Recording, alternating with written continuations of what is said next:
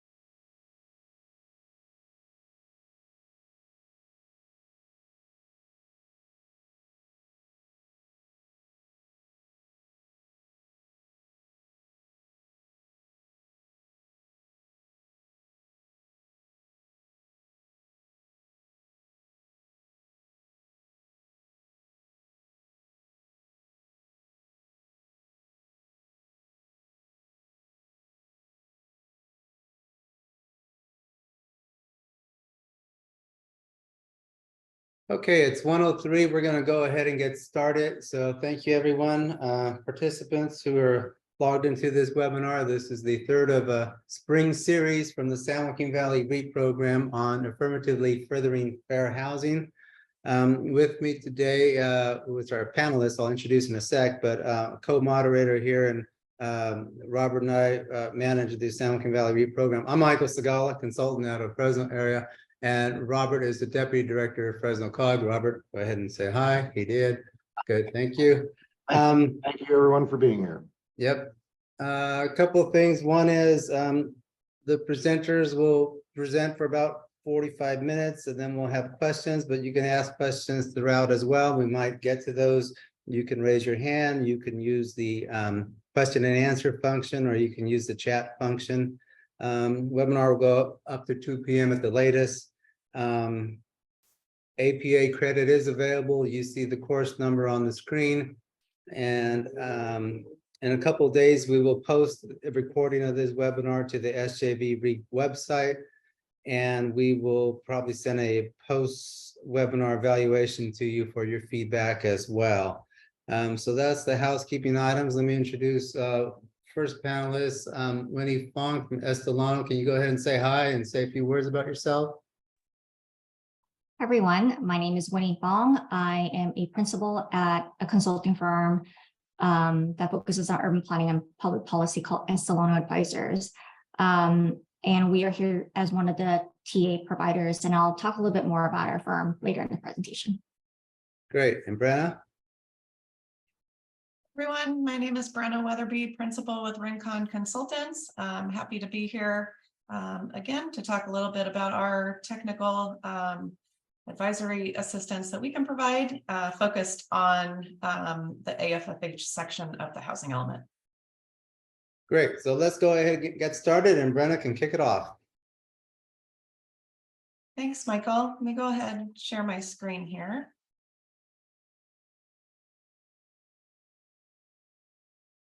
Okay, so we'll see if the transcription works at the bottom or not, but seems to be working for right now. So thanks everyone for joining us today to hear a little bit more about the AFFH technical assistance that both Winnie and I and our firms can provide. I'm going to kick off the presentation talking a little bit about the AFFH section of the housing element, and then Winnie will follow. So to start off, just a little bit about AFFH. Many of you are familiar with it already, but this slide focuses on what is AFFH and what does it do, or what does it mean for the housing element. So you can see here, I will read what's on the screen. Affirmatively furthering fair housing. AFFH seeks to combat housing discrimination, eliminate racial bias, undo historic patterns of segregation, and lift barriers that restrict access in order to foster inclusive communities and achieve racial equity, fair housing choice, and opportunity for all Californians. Now, what does this mean in terms of the housing element? Well, first off, fair housing isn't a new topic when it comes to housing. Government policies, exclusionary tactics, and other unfair treatments have long been key components of the housing system, which encourage spatial inequity based on race. So to address fair housing issues, Congress established the Fair Housing Act in 1968 to prohibit discrimination in the sale, rental, and financing of housing based on race, religion, and national origin. Over time, the law expanded its protections to include discrimination based on sex, disability, and familial status. The law also introduced the need to go beyond just prohibiting discrimination to instead create real housing choice by affirmatively furthering fair housing.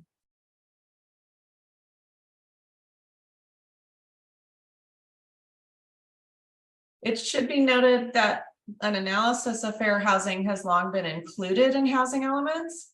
However, the passage of AB 686 in 2018 has significantly expanded the requirements for fair housing analysis and discussion as part of the 6th cycle housing element updates.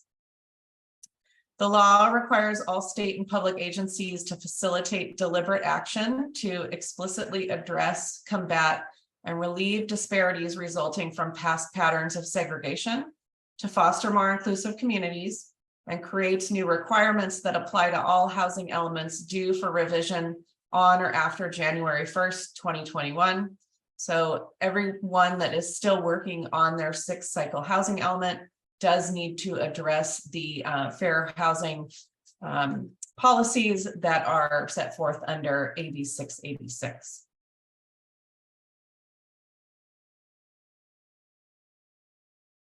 To assist jurisdictions with their fair housing analysis under AB 686, HCD released a guidance document in April of 2021. This document provides details on the origins of fair housing analysis, public agency requirements, and changes under AB 686. And most importantly, the guidance document provides details on the issues that need to be addressed and provides resources for the analysis. I will say with this that this document is over 2 years old at this point. It still is the best place to go for guidance on how to address fair housing issues and how to comply with AB 686. However, there have been some changes and some things that we have seen over the past couple of years that are maybe slightly different, or I should say slightly expanded upon what is presented in this guidance document. So that's what I want to focus a little bit on today, and talk a little bit about the AFFH section of the housing element and how that analysis is structured. All jurisdictions must include an AFFH discussion in their 6th cycle housing element. And we'll go through each of these categories in more detail, but you'll see here the categories of analysis. These are categories that need to be addressed in that analysis. So the AFFH discussion, in addition to these categories, and you'll see here the bottom 3 bullets, the discussion must also include local knowledge on trends and activities in the region related to fair housing. It must also include details on how the site inventory promotes fair housing policies. And then it must also list the factors that contribute to fair housing issues in the jurisdiction and within the region.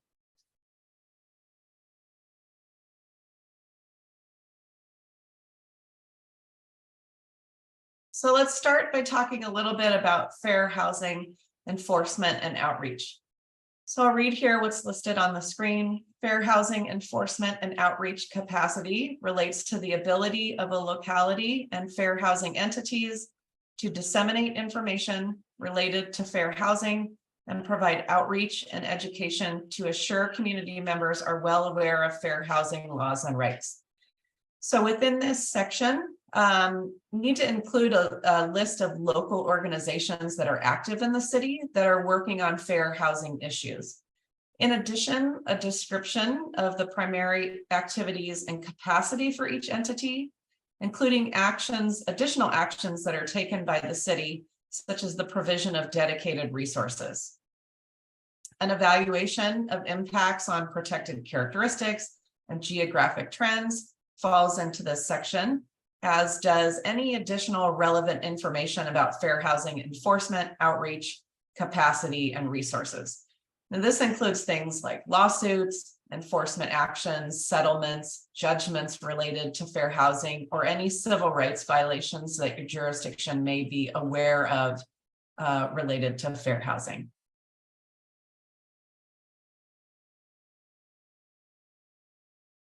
Next is segregation and integration patterns and trends. Again, I'll read the words here on the screen. To inform priorities, policies, and actions, the housing element must include an analysis of integration and segregation, including patterns and trends related to people with protected characteristics. Importantly, the analysis must address both integration and segregation to holistically evaluate the patterns and practices and better identify and prioritize contributing factors on fair housing issues. You'll see here on your screen what the discussion here needs to include. This is somewhat of a straightforward discussion. Actually, it's really a presentation of the demographic data. This section often includes data tables or maps. You'll see one here that we created for the city of Bakersfield to compare the locality to the broader region when it comes to the demographic data. Any isolation at the local level should also be indicated here. And then, like I mentioned, data tables or maps are often the best way to demonstrate the data that is found within the city.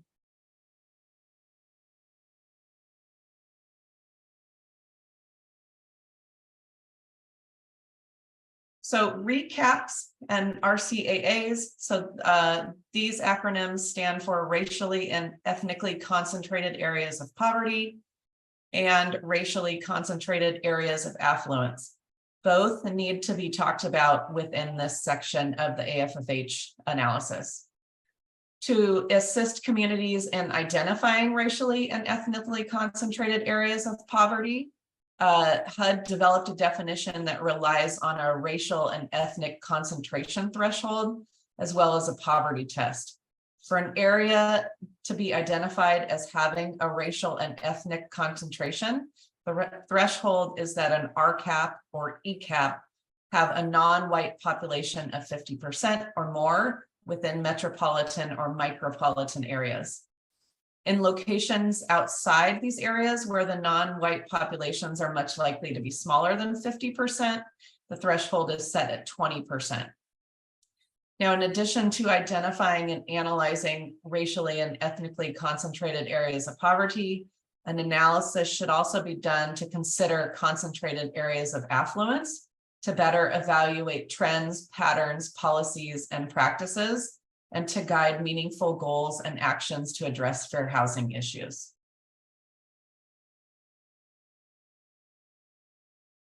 One more topic area that needs to be discussed is disparities in access to opportunity. So the housing element must identify and analyze significant disparities in access to opportunity. While the analysis can consider indices of various access to opportunity variables, it must also independently consider and address access to opportunity variables. This more complete understanding of what types of disparities in access to opportunity exist for what populations and in what geographies is necessary to identify and prioritize contributing factors to fair housing and issues and formulation of goals and actions.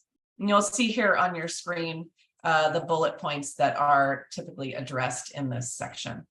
And I'll just say for something like education, you know, for local trends, it's looking at things like what are the differences amongst the schools within the city, or do certain schools have more access to opportunity? Are certain schools located within areas of segregation or areas of poverty? So it's really just taking a look at the access to opportunity and seeing if there are contributing factors to fair housing issues. Now, the last of those categories that I initially listed on the screen are disproportionate housing needs. The housing element must include an assessment of disproportionate housing needs, including displacement risk on people with protected characteristics and households with low incomes. This analysis is important to understand how some groups of persons experience severe housing needs when compared to other populations within a local level and when compared to the region.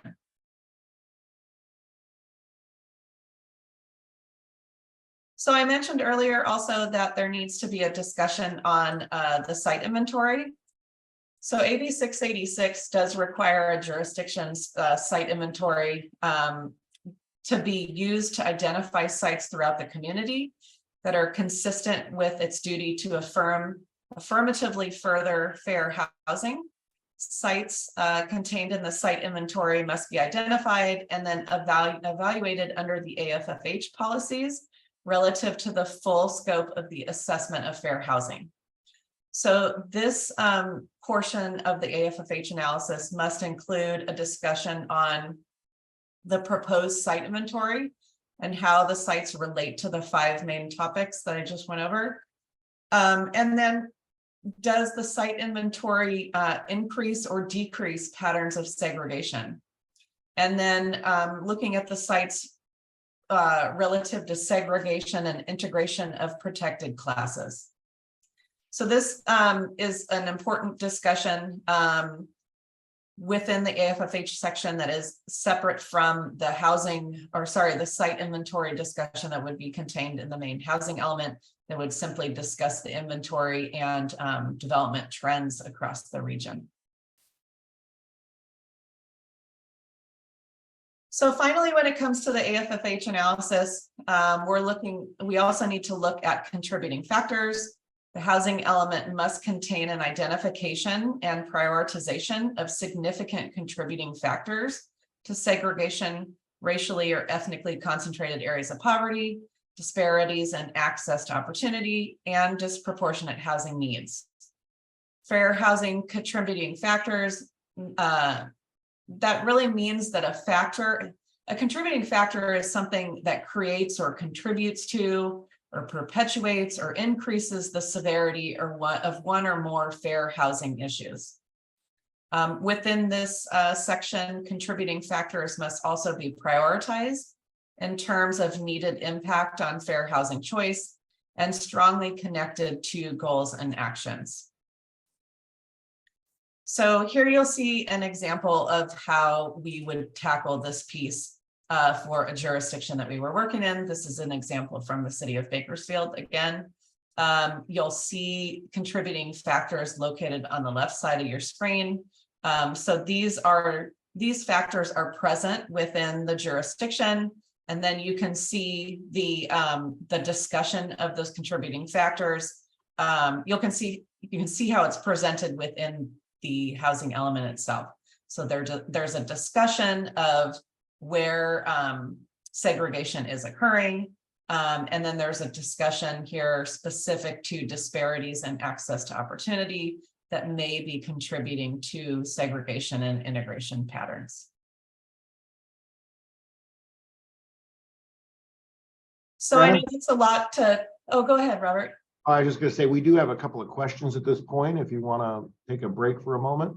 Okay, yeah, let me just real quickly, I just want to say, Sure. I know that's a lot. So this slide really just is intended to wrap up my portion of the presentation, Sure. and then we can take those questions. But Rincon is contracted to provide AFFH technical assistance. These are the types of things on your screen that we are contracted to provide as part of this technical assistance program. So everything from the regional analysis, compilation of figures from HCD's AFFH viewers, which are very important, and HCD does want to see used in the analysis. And then the creation of fair housing program matrices that provide suggestions on programs that can be used to combat fair housing issues within your jurisdiction. So with that, yes, Robert. Right, so we have a few questions pending.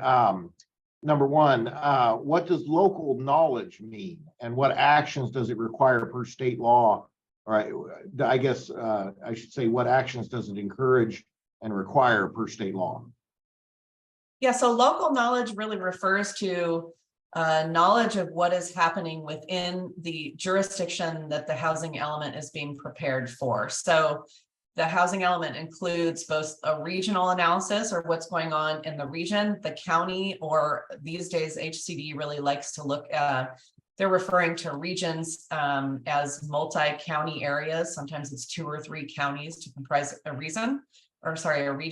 Local is hyper-focused on the jurisdiction itself. So if there is documented information, a lot of times when it comes to things like the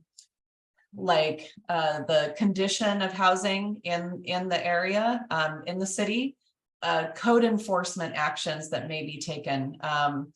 You may be able to get information from your code enforcement division or your building division on code enforcement actions or housing conditions that are present, but it's really just documented information of what's going on in the jurisdiction that the housing element is being prepared for. All right. And again, if you have additional questions, please just put them in the Q&A, or you can raise your hand and we can call on you to ask them directly to our panelists.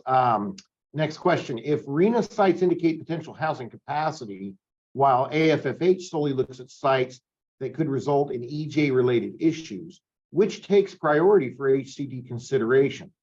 Some environmental mitigation could be applied to possible RENA sites. So does AFFH capacity or overall housing capacity matter more for HCD review? Yeah, that's a tricky question. And I don't know that I would say one matters more than the other. I would say we haven't had a situation where we have had to remove sites from the inventory because of AFFH issues. But we have had situations where we have had to include additional programs within the goals and policies and programs section related to fair housing to address maybe some of the issues that may be present to keep those sites on the list, if that makes sense. So I don't think it's a question of removing a potential housing site from the inventory as much as it is there may need to be additional programs included to promote housing activity, future development of that site that promotes fair housing as well within the community. Okay. And we did have a third question regarding the recording, which we've responded to. So I think that's it for the moment. But again, to our participants, if anyone would like to ask a question, please feel free to either raise your hand and we can call on you to ask it directly to our panelists, or put it into the Q&A and we'll get to it as soon as we can. Thank you. Thanks. I'm going to go ahead now and turn it over to Winnie. Thank you. So great presentation from Brenna, and she also outlined some of the services that Rincon will be providing. For Essalon Advisors, just briefly about what our firm is. We are an urban planning and public policy firm. We look at housing at the intersection of transportation, economic development, and environmental justice. We have offices. We do most of our work based in California with offices in LA and Berkeley. We also open an office in Portland. In terms of services, our shop provides a lot of technical assistance for local jurisdictions and CBOs, as well as coalition building and regional and cross-jurisdictional collaboration, such as COGS or smaller COGS. One of the clients that I'm working with is in LA County. And the good thing about this COG in San Joaquin Valley is you get to draw from the learning experiences from all the other jurisdictions that have submitted and have worked with HCD. And we can tell you that there were a lot of back and forth and cities thinking that they submitted a really good housing element only to come back with comments from HCD. So we are here to provide support. In terms of experience in policy areas, we've done work around affordable housing, affirmatively furthering fair housing, anti-displacement, community land trust, and homelessness. So that is some perspective that we can provide for you when you're looking at the policies and goals and actions. Next slide, Bruno. In terms of what we can provide, we can assist your jurisdictions in building a stronger summary narrative that tells a story about the community related to those contributing factors and the history of discrimination leading to the need for furthering fair housing. We could also provide peer review of your data analyses and any draft reports and offer recommendations and guidance to develop your goals and actions. For the site inventory, we can provide any GIS mapping support, and should you provide or receive any comments from HCD after your first submittal or your draft submittal, we're also here to assist in how to troubleshoot some of those questions. So that covers our services. I do have a poll, but I'll turn it over to Michael and Rob to see if there's any questions or anything else to talk about before we do this polling exercise. Yeah, so I think the next step is we're trying to get a feel for our participants in terms of where you're at in the AFFH process and what kinds of assistance that you might need. Some of that possibly can be gleaned from each of your COGs, or at least that might be a starting place. If you're having difficulty in terms of accessing your REAP funding, again, this is funding through the Valleywide portion of the REAP program throughout the San Joaquin Valley. So if I'm not seeing any questions or hands raised at this time, so Winnie, I think you're good to get started. Perfect. All right. So we will spend the next 10 to 15 minutes on an interactive poll, just to, as Robert mentioned, assess where you're at in the process. If you haven't used Menti before, Mentimeter, this is an interactive poll where we can engage with you and see the results in real time. So if you have a separate browser that you can open, actually, I'm going to put here also in the chat the link that you can access and open in a different browser. Or if you have a smartphone, you can also scan the QR code. And it's a pretty simple polling exercise with a few questions. So you can easily do this on your phone. So I'm going to give you a few more seconds to access this. And if you, and as we go through the slides and you need to come back, the instructions are always up on top.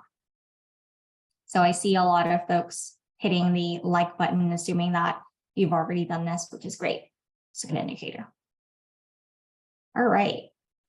For the first question, we see about over 40 participants in the room. We would like to see what jurisdiction you're representing. Who's in the room today? So if you can enter the jurisdiction you're in, and we'll see who's in today's webinar.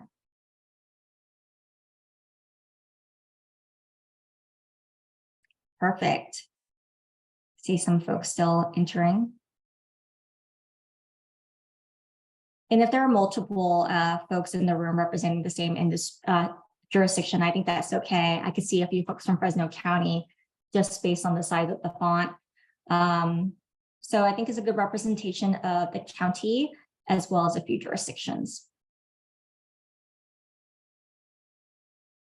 Next slide. This is to ask what your submittal timeline is to HCD. When do you anticipate submitting your draft housing element Please enter your month and year. We would just like to see what your plans are. And if you do request for TA needs, we can either expedite that process right away and get you all started. So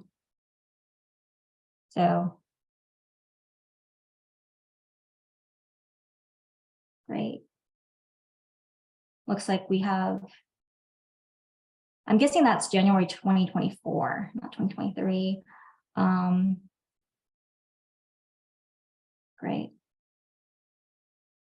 We have some coming up very, very soon, mostly in June or August of this year. So it's good to know. Very small response or low responses on those requesting or submitting it next year.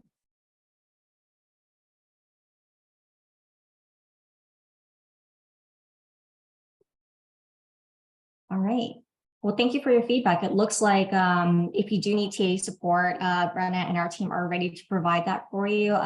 For those who are planning to submit their draft elements to by June or August. And again, if you do submit early and you find comments from HCD, we are here to also provide assistance to troubleshoot some of those questions. All right. The next slide, this is for each of the areas that Brenna had walked through. We would like to see where you are at in the progress of your AFFH and your housing elements. This is a ranking between 0 or 1 to 5. 1 being for each area, if you haven't started yet, 5 being you have completed the work, 3 as in you have made significant progress, but still has a lot of work to do. So in each of these areas, if you can identify where you're at in the process. And this is an aggregate. So we'll kind of see collectively where the entire region's at in terms of their status. I'll wait for a minute and see where we're at.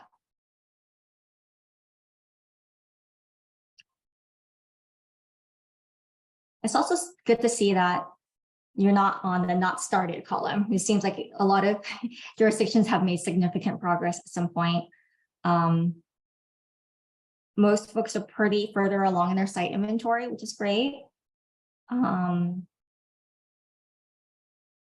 Okay, I don't see it moving anymore, so I'm guessing, oh wait, I think it's still moving just a teeny bit.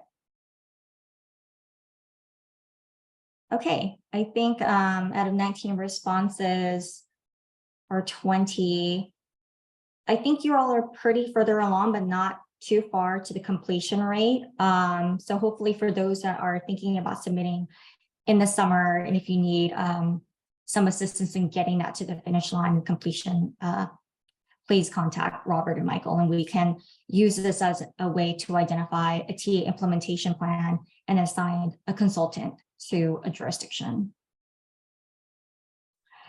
For the last slide, building off, oh wait, this isn't the last slide. For this slide or poll, we would like to see what your anticipated TA needs from a consultant will be. You can choose multiple selections. So let us know what your potential TA needs are.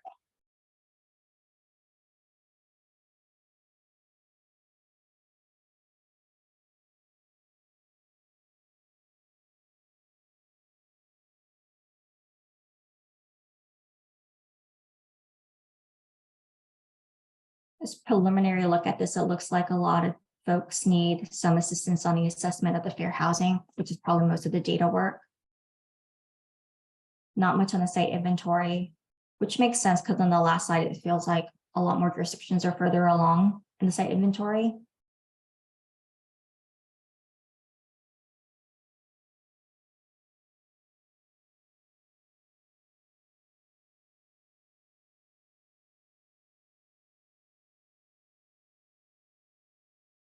All right, I've only seen, this is out of a poll of 12 folks who have participated in this poll. Hopefully that's a good indicator of what the region is looking. It looks like there is some need for assistance on assessment of fair housing, followed by identifying, prioritizing the contributing factors, then priorities, setting the priorities, goals, and actions, outreach, and then site inventory.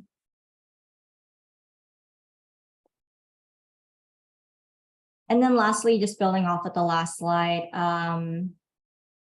if you have any specific TA support that you would like to share with us, please put this in the response. We would also kind of use this as an opportunity to share what your TA support is or needs are that some other jurisdictions haven't thought of. So thank you, Michael. In the chat, Michael included a portal to request the technical assistance, which is free. So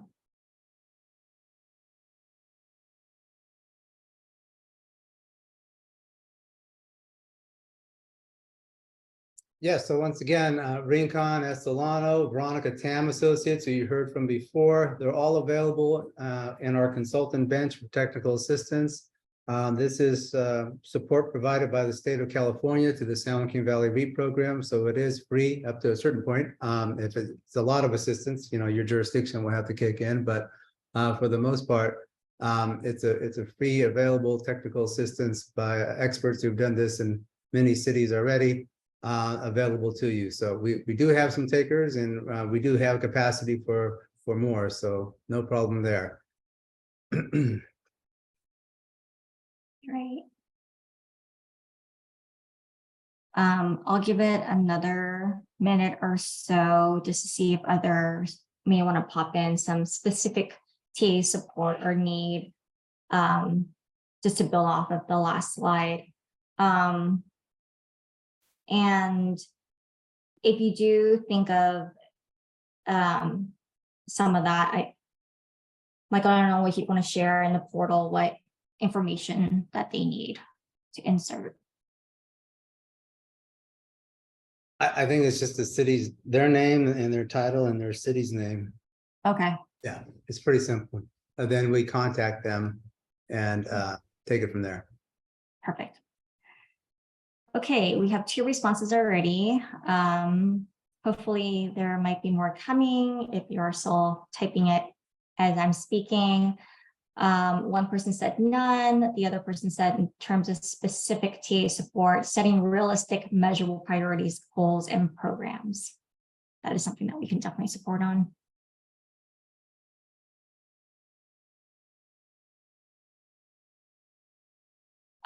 While we're waiting for folks to potentially add more, Michael and Robert, there is a question.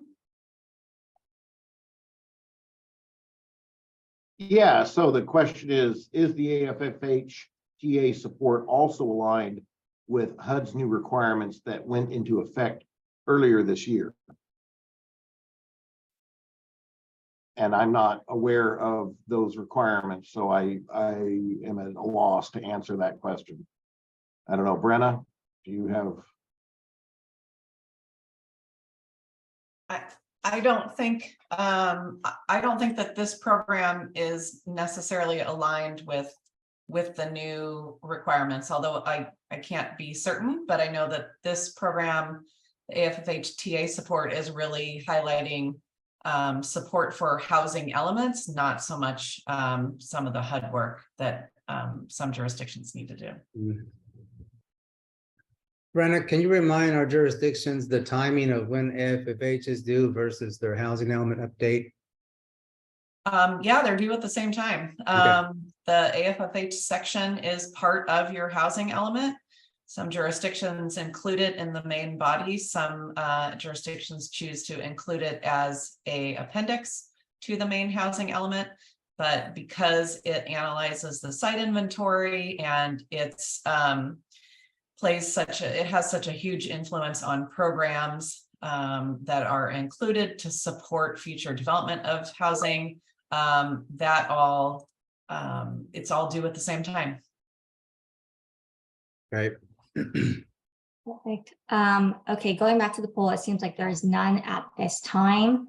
So I would, if you know you need technical assistance, go into that site that I think Michael or Robert had plopped in the chat, and they'll reach out to you to identify the specific TA support. So I'll stop sharing my screen and hand it back to Michael and Robert. Yeah, I think we covered everything, I believe. If there's no more questions, we could probably wrap this up early. What do you think, Robert? Sure, I did want to thank everyone for attending and offer one last opportunity for any questions.